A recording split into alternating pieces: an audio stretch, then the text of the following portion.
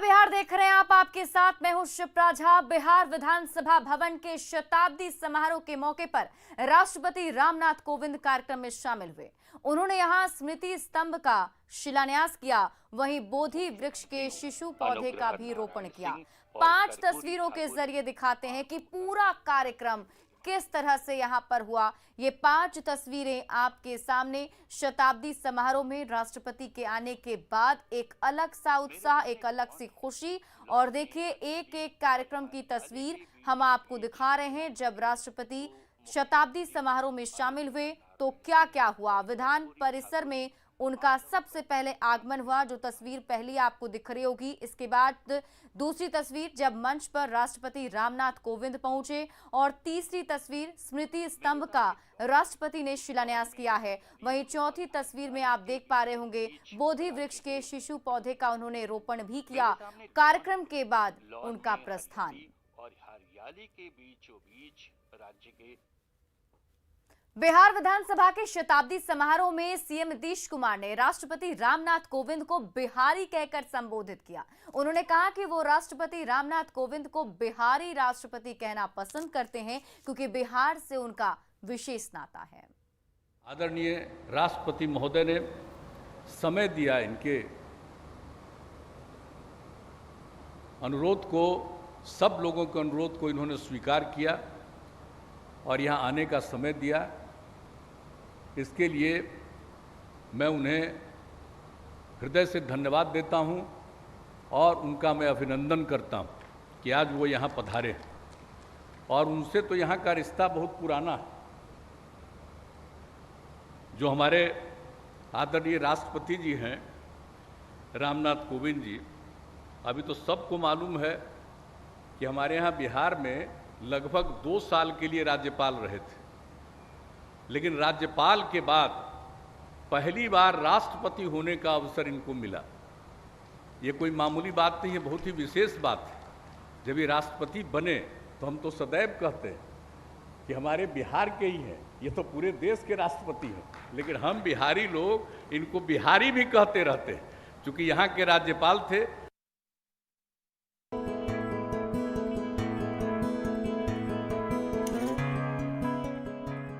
बिहार विधानसभा भवन की स्थापना का स्वर्णिम शताब्दी समारोह बेहद खास रहा, क्योंकि इस भव्य आयोजन के गवाह बने समारोह के मुख्य अतिथि राष्ट्रपति रामनाथ कोविंद। गुरुवार की सुबह करीब 11 बजे राष्ट्रपति विधानसभा परिसर पहुंचे और सबसे पहले स्मृति स्तंभ का शिलान्यास किया।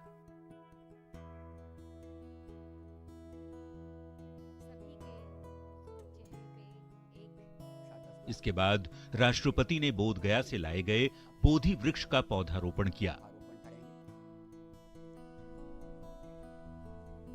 मंच पर पहुंचे राष्ट्रपति ने राज्यपाल, मुख्यमंत्री, विधानसभा अध्यक्ष, विधान परिषद के सभापति के साथ दीप प्रज्वलित किया और इसी के साथ विधानसभा के शताब्दी वर्ष समारोह की शुरुआत हो गई। अपने संबोधन में मुख्यमंत्री नीतीश कुमार ने विधानसभा परिसर में लगाए गए स्मृति स्तंभ और बोधि वृक्ष लगाए जाने पर खुशी जताई और इसके महत्व को बताया। इस अवसर पर आज बहुत खुशी की बात है, और जो निर्णय हुआ कि आज आदरणीय राष्ट्रपति जी ने शताब्दी स्मृति स्तंभ का शिलान्यास किया। आज बोधि वृक्ष का भी बोधगया से ला करके बोधि वृक्ष का भी शिलान्यास हो गया। अब आप सोच लीजिए, बोधि वृक्ष क्या है? भगवान बुद्ध को वहां ज्ञान की प्राप्ति हुई, तो बोधि वृक्ष का मतलब यहां पर लगेगा तो जितने लोग भी आएंगे, जब कभी भी आएंगे लोगों के प्रतिनिधि बन करके, तो सबको और ज्ञान बढ़ेगा।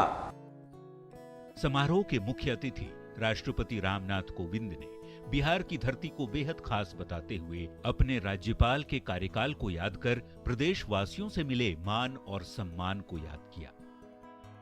100 वर्ष की विधानसभा के कार्यकाल का आज हम उत्सव मना रहे हैं। बिहार की रत्न गर्भा धरती और यहाँ के स्नेही लोगों ने मुझे हमेशा बहुत आकर्षित किया है, और इसीलिए जब भी मैं बिहार आता हूँ तो मुझे एक सुखद अनुभूति होती है। बिहार में राज्यपाल के कार्यकाल के दौरान मुझे समाज के सभी वर्गों और क्षेत्रों के लोगों का भरपूर प्यार, स्नेह और सम्मान मिला। तो वहीं बिहार विधानसभा अध्यक्ष ने अपने संबोधन में दुनिया को पहला लोकतंत्र देने वाले बिहार की धरती का जिक्र कर समारोह के जरिए श्रेष्ठ लोकतंत्र बनाने का संदेश दिया। बिहार लोकतंत्र की जननी है, अपनी समृद्ध राजनीति, सांस्कृतिक और बौद्धिक विरासत रही है। यह ज्ञान विज्ञान की अद्भुत प्रयोगशाला भी रही है।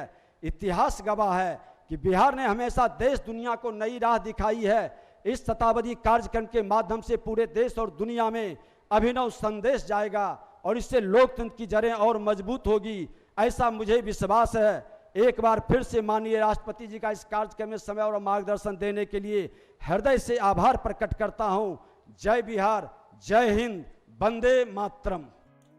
बिहार विधानसभा के 100 साल के शानदार और स्वर्णिम यात्रा को नई पीढ़ी तक पहुंचाने के मकसद से विधानसभा की ओर से एक भव्य स्मारिका का प्रकाशन किया गया है, जिसका लोकार्पण राष्ट्रपति रामनाथ कोविंद ने किया।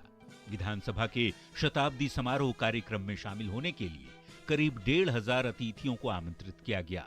बिहार के सभी पूर्व और वर्तमान विधायकों, सांसदों के साथ ही कई प्रमुख हस्तियां इस बेहद खास पल के गवाह बने। Bureau report, news 18।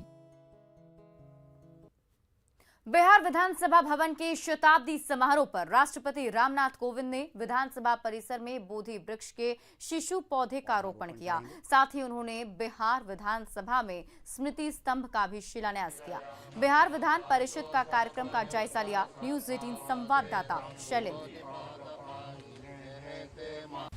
बिहार विधानसभा भवन के शताब्दी वर्ष समारोह को और भी ऐतिहासिक बनाने के लिए आज यहाँ राष्ट्रपति रामनाथ कोविंद के द्वारा बोधि वृक्ष के शिशु पौधे का रोपण किया गया है। और देखिए किस तरीके से विधानसभा के जो कैंपस है, उस कैंपस में इस वृक्ष का रोपण किया गया है। यहाँ पर शिलापट्ट एक लगाया गया है, इस पर लिखा हुआ है रामनाथ कोविंद, भारत के माननीय राष्ट्रपति के कर कमलों के द्वारा और श्री फागू चौहान महामहिम राज्यपाल की उपस्थिति में 21 अक्टूबर 2021 को संपन्न हुआ। और ये कहीं न कहीं ये साक्षी बना है आज के इस कार्यक्रम का, शताब्दी वर्ष समारोह का यह बोधि वृक्ष साक्षी बना है। दूसरी ओर हम आपको दिखाते हैं इसी परिसर में बिहार विधानसभा का जो कभी लोगो हुआ करता था, जो स्मृति चिन्ह हुआ करता था, उस स्मृति चिन्ह को अब स्मृति स्तंभ के रूप में विधानसभा परिसर में विधानसभा के द्वारा लगाने की योजना है, जिसका शिलान्यास आज राष्ट्रपति रामनाथ कोविंद के द्वारा किया गया है। यही वो जगह है जहां पर स्मृति स्तंभ बनाया जाएगा। जो स्मृति स्तंभ कभी बिहार विधानसभा का लोगो हुआ करता था, चिन्ह हुआ करता था, प्रतीक चिन्ह था, आज इस कैंपस में उसे लगाया जाएगा। और वो भी काफ़ी कहा जा सकता है कि बड़े पैमाने पर इसकी तैयारी की गई थी और इस दिन के लिए पिछले कई महीनों से विधानसभा अध्यक्ष और सरकार के अधिकारियों के साथ लगातार बातचीत हो रही थी, तैयारी चल रही थी। और देखिए यहाँ पर भी शताब्दी जो स्मृति स्तंभ का जो शिलान्यास किया गया है उसका यह शिलापट है। और दूसरी ओर विधानसभा, देखिए सामने विधानसभा है, सत्यमेव जयते, और उसके ठीक सामने यह स्मृति स्तंभ होगा और इसके ठीक पीछे बोधि वृक्ष। तो काफ़ी ऐतिहासिक दिन था जब राष्ट्रपति यहाँ आए और उन्होंने अपनी पुरानी बातों का भी जिक्र किया कि बिहार से उनका जो लगाव रहा है, बिहार से जो उनका संबंध रहा है, उस बात का भी जिक्र किया। और कहीं ना कहीं कहा जा सकता है कि शताब्दी वर्ष समारोह जो बिहार विधानसभा भवन का मनाया जा रहा था वो और ऐतिहासिक हो जाता है, क्योंकि इस कार्यक्रम में देश के राष्ट्रपति रामनाथ कोविंद शामिल होते हैं। शैलेंद्र, न्यूज़ 18 पटना। और इसी बीच गोपालगंज से एक बड़ी खबर सामने आ रही है। नाव डूबने का वीडियो वायरल हुआ है। गंडक की धार में नाव बहने लगी और नाव पर सवार 3 लोग नदी में कूद गए। तस्वीरें हम आपको वहां के दिखा रहे हैं। देखिए, जो नाव डूबी उसका वीडियो अब सामने आया है। वीडियो को देखकर आप अंदाजा लगा सकते हैं किस तरीके से गंडक का ये रौद्र रूप, और इस पर नाव पर सवार 3 लोग नदी में कूद गए और सभी लोगों ने तैरकर अपनी जान हालांकि बचा ली। मोहम्मदपुर के डुमरिया के पास ये हादसा हुआ है जहां पर नाव अचानक से डूब गई। तो गोपालगंज से ये बड़ी खबर आपको बता रहे हैं। नाव डूबने का ये वीडियो अभी वायरल हो रहा है और ये आगाह करने वाली तस्वीर, आपको डराने वाली तस्वीर कि पानी से खिलवाड़ नहीं। इस खबर पर जानकारी के साथ हमारे सहयोगी मुकेश हमारे साथ फोन लाइन पर जुड़े हुए हैं।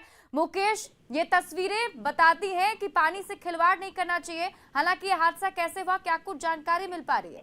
देखिए शिप्रा, मैं बता दूं कि पूरा मामला मोहम्मदपुर थाना क्षेत्र के डुमरिया घाट पुल के पास का है और ये इस नाव पर टंडसपुर गांव के 3 लोग सवार थे, जिसमें बबन पंडित, राज बल्लभ राय और मुकेश पंडित 3 लोग सवार थे और ये लोग घास काटने के लिए जा रहे थे। तभी गंडक की जो तेज धारा है, चूंकि 3 दिनों से जो बेमौसम बारिश हुई है उसकी वजह से गंडक में लगातार जलस्तर बढ़ा है और इसी वजह से गंडक की तेज धारा में ये नाव जो है वो तेजी से डूबने लगी और डूबने के बाद जो 3 लोग थे उन लोगों ने नाव से कूद कर तैर कर कई किलोमीटर तक तैरने के बाद इन्होंने जान बचाई है। तो इससे जो बड़ा हादसा टल गया है, लेकिन जो स्थानीय लोग थे डुमरिया घाट पुल पर, उन्होंने जो लाइव वीडियो बनाया और वीडियो बनाने के बाद जो है इसको शेयर किया। मैं बताऊं कि ये घटना अब से थोड़ी देर पहले की है, जब ये नाव हादसा हुआ, लेकिन 3 लोगों की जान बच गई। शिप्रा जी मुकेश, और फिलहाल गंडक नदी के बारे में भी जानना चाहिए। साहब बता रहे हैं कि बेमौसम बारिश होने की वजह से वहां पर काफी ज्यादा पानी का बहाव तेज हो गया है, तो लोग आखिर इसको समझ क्यों नहीं पा रहे हैं, क्योंकि पानी से खिलवाड़ करना अपनी जान को आफत में डालना है। जाहिर तौर पर देखिए, मैं बताऊं कि इस मामले में जो वाल्मीकि नगर बराज है वहां से 1,91,000 क्यूसेक पानी छोड़ा गया था और जो 3 दिनों से जो बारिश हुई थी इसके वजह से गंडक का जलस्तर लगातार बढ़ रहा था और जिला प्रशासन लोगों को चेतावनी भी दे रहा था कि वो गंडक का जो निचला इलाका है वहां से दूर रहें, लेकिन जो लोग हैं उनकी लापरवाही सामने आई और यही वजह है कि वे इस मौसम के और जो गंडक जो तेज धारा है उसको वो समझ नहीं सके और नाव पर सवार होकर वे दूसरी तरफ जाने लगे, जिसकी वजह से एक बड़ा हादसा हुआ। हालांकि ये हादसा टल गया है, लेकिन जिला प्रशासन लोगों से लगातार अपील कर रहा है कि लोग जो है इस हादसे को समझें और जो गंडक से जो तेज धारा है उसे दूर रहें। जी बहुत बहुत शुक्रिया तमाम जानकारी के लिए मुकेश।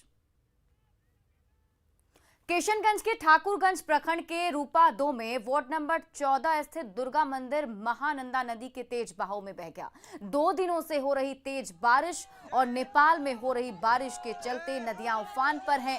नदियों के तेज कटाव से घर नदी में समा रहे हैं, लोग दहशत में हैं और तस्वीरें हम आपको वहां की दिखा रहे हैं। आप तस्वीरों को देखकर खुद अंदाजा लगा सकते हैं कि किस तरीके से वहां पर अभी माहौल बना हुआ है। देखिए, देखते ही देखते पूरा का पूरा मंदिर जो है पानी में समा गया है। ये 2 तस्वीरें आपके टीवी स्क्रीन पर हम आपको दिखा रहे हैं और फिलहाल बेमौसम बारिश की वजह से महानंदा नदी जो है उफान पर है और कई सारे घरों के साथ साथ मंदिरों को भी अपने आगोश में ले रही है।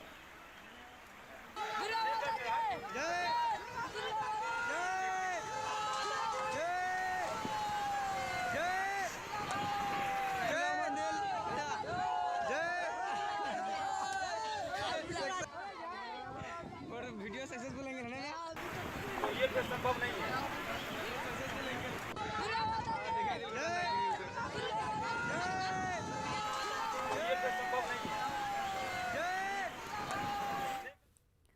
इधर अररिया जिले में बकरा और नूना नदी में उफान से सिकटी के कठवा और सालगुड़ी गांव ने बाढ़ में दस्तक दे दिया है। ग्रामीण सड़कों पर नूना नदी की तेज धार बह रही है। गांव के घरों में नूना नदी का पानी भी घुस गया है। वहीं बकरा नदी की बात करें तो पलासी और जोकीहाट के ग्रामीण इलाके बकरा नदी के पानी से प्रभावित हैं। दूसरी तस्वीर उन बेबस किसानों की जहां जिले में अब धान की खड़ी और कटी फसल डूबकर बर्बाद हो गई। और ये देखिए, बर्बादी की तस्वीरें हम आपको दिखा रहे हैं, किस तरीके से ग्रामीण इलाकों में पानी ही पानी आपको नजर आ रहा है। साथ ही सबसे ज्यादा नुकसान इसमें किसानों का हुआ है, क्योंकि उनकी जो कटी फसल थी वो पूरी तरह से क्षतिग्रस्त हो गई है। तस्वीरों में आप देख पा रहे होंगे किस तरीके से लोग अपनी जान को बचाने के लिए जद्दोजहद कर रहे हैं। और ये फसल की तस्वीर, पूरी फसल बर्बाद हो गई है। नरपतगंज प्रखंड में कोई ऐसा खेत नहीं बचा है जहां फसल बारिश और बाढ़ से डूबकर बर्बाद ना हुआ हो। नरपतगंज प्रखंड के किसानों से बातचीत की अररिया संवाददाता सतीश कुमार ने। अभी हम नरपतगंज प्रखंड में हैं। तस्वीर में देखा जा सकता है कि किस तरीके से बीते 2 दिनों से लगातार मूसलाधार बारिश ने बाढ़ सा नज़ारा इस प्रखंड में ला दिया है। अभी हम मौजूद हैं नरपतगंज इलाके में और यह प्रखंड जो है काफ़ी यहाँ पर किसानों की संख्या है। किसान मेहनत करते हैं और तस्वीर जो है देखा जा सकता है कि किस तरीके से यहाँ पर धान की जो फसल है पूरी तरीके से डूब गई है, बर्बाद हो गई है और किसान जो हैं तबाह हो गए हैं। हम एक महिला किसान से सीधे जानते हैं कि धान में कपात गिरल छे, सब पात बाढ़ आयल छे, सब धान भैंस गेले, छिरी बीती भए गेले, गाछ जनेब गेले, बर्बाद भए गेले, सब कुछ बर्बाद भए गेले, कुछ न बचले, सब कुछ न बचले।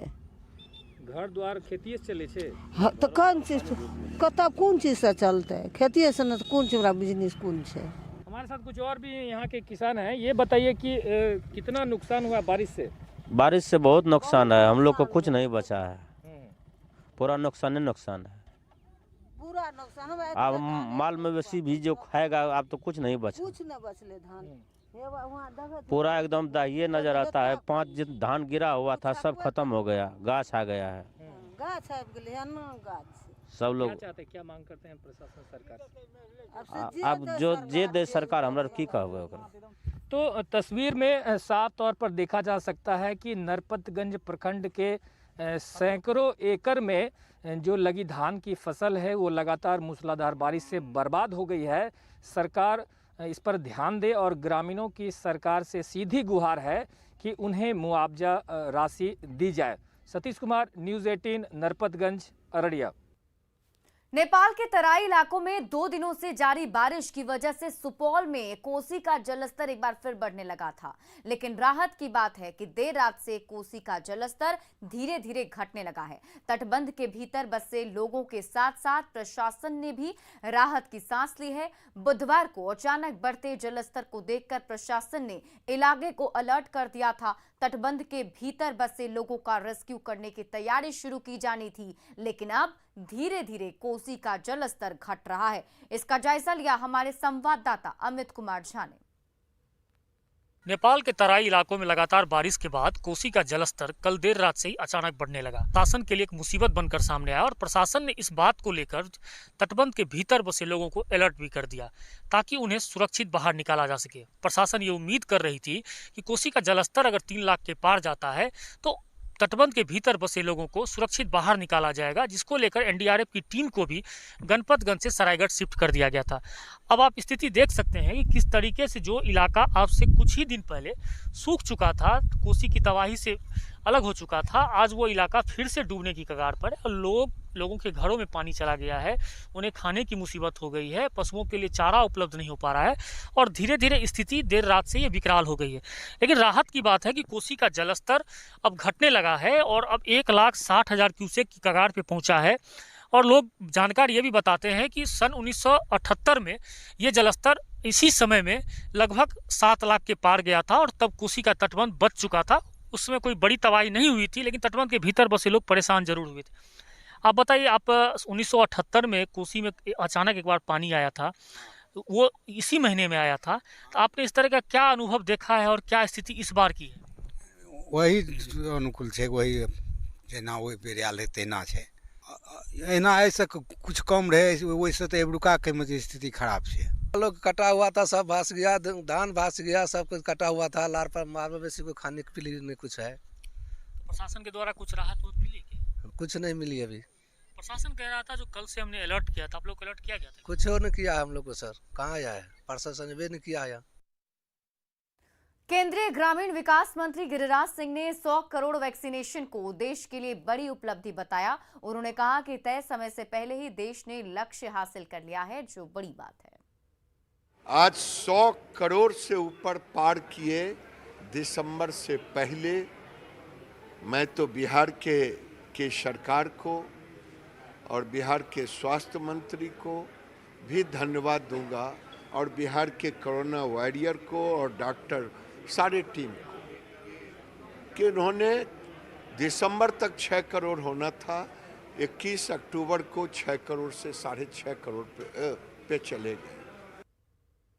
कामयाबी की कोई भी कहानी एक दिन में मुकम्मल नहीं होती, लेकिन ईमानदारी, लगन और सच्चा संघर्ष हो तो सफलता की कहानी एक दिन पूरी जरूर होती है।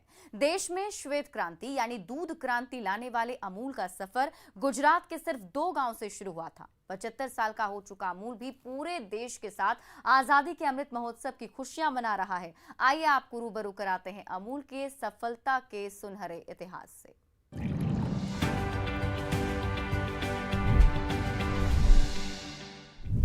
अमूल नाम संस्कृत के अमूल्य शब्द से निकला है।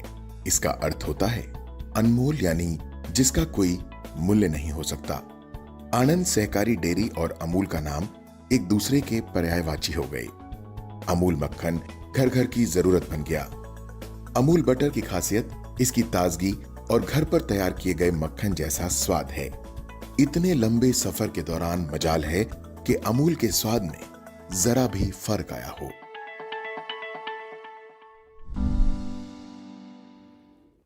और अपना बिहार के इस बुलेटिन में आपके लिए बस इतना ही, लेकिन न्यूज़ 18 बिहार झारखंड पर खबरों का सिलसिला लगातार जारी।